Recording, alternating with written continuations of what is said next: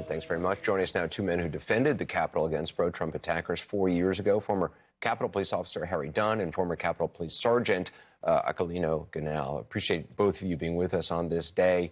Mr. Dunn, you risked your life defending the Capitol on this day 4 years ago. How are you feeling watching Congress certify his comeback?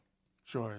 Thank you for having me. Not just me, but so many of the other police officers from the U.S. Capitol and the Metropolitan Police, so many that you just showed in your footage, they were there on January 6, 2021.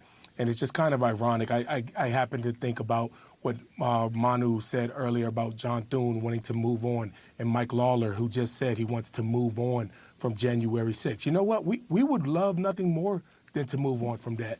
Donald Trump, however, appears not to want to move on. He brings it up every single time he gets the opportunity. He talks about it. And every time he talks about it and lies about it, we'll be front and center pushing back against those lies. But yeah, I would love to move on from January 6th, but that doesn't happen without accountability. And Donald Trump has seemed to escape that up to this point. Officer Gonell, can you tell us, it's 2:24 p.m. Do you remember what you were doing around this time 4 years ago? I was fighting for my life, being crushed inside the tunnel. It's outrageous that the person who claims that is the law and order president, the most supporter of all, is the one that is about to pardon those people who were attacking the police officer at the Capitol. The irony is that the same people that were defending the Capitol against his mob are some of the ones that are going to be protecting him on January 20 when he gets sworn in again.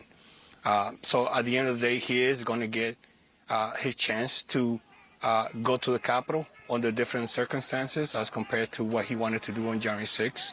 It's outrageous because these people were violent against officers like myself, where we were willing to sacrifice our lives, and that's a desecration to our service. Sergeant Gonell, you wrote an op-ed in the New York Times, and you said, "It's been devastating to me to hear Donald Trump repeat his promise to pardon insurrectionists. Pardoning them would be an outrageous mistake.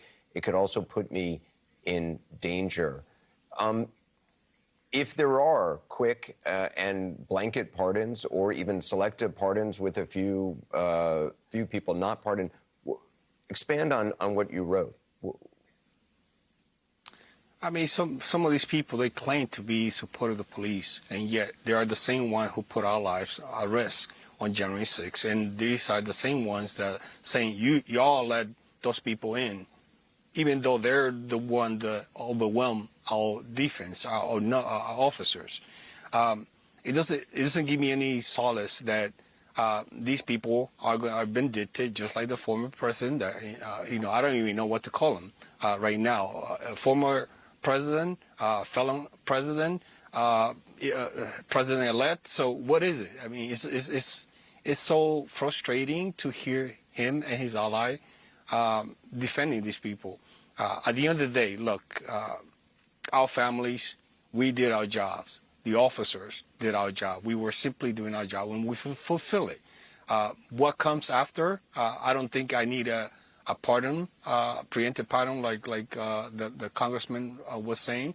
We were doing our job and we're fulfilling our oath. And if Donald Trump has an issue with that and or his allies, then they are not the so-called party of law and order like they proclaim.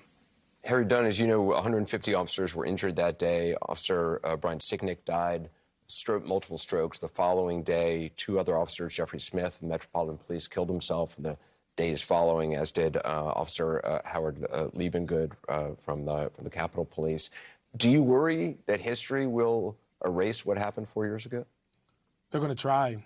But as you see, there are a lot of people that are willing to stand up and fight for what is right. You talk about the Adam Kinzingers and the Liz Cheneys of the world, and the officers, myself, Sergeant Gonell, Danny Hodges, Michael Fanone, that have constantly for 4 years. Like, this has been 4 years in the making, and we've been fighting this fight since January 7th, 2021. This isn't anything new, and we're not going away. So as long as they're out there pushing lies about it, then we're going to be out pushing back against it. We were real. And I got to acknowledge, like you just said, Brian Sicknick, I talked to his mother this morning, and she's heartbroken. Like, this wasn't just some political fiasco that got out of hand.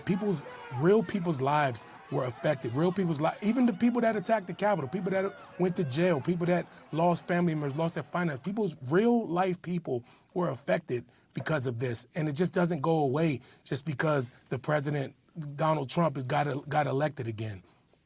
Former Capitol Police Officer Harry Dunn. One of those things that sorry, go ahead, Sergeant. One of the things, like, those are the 5 names that people need to remember, not the insurrectionists, not the people who were attacking the police officer.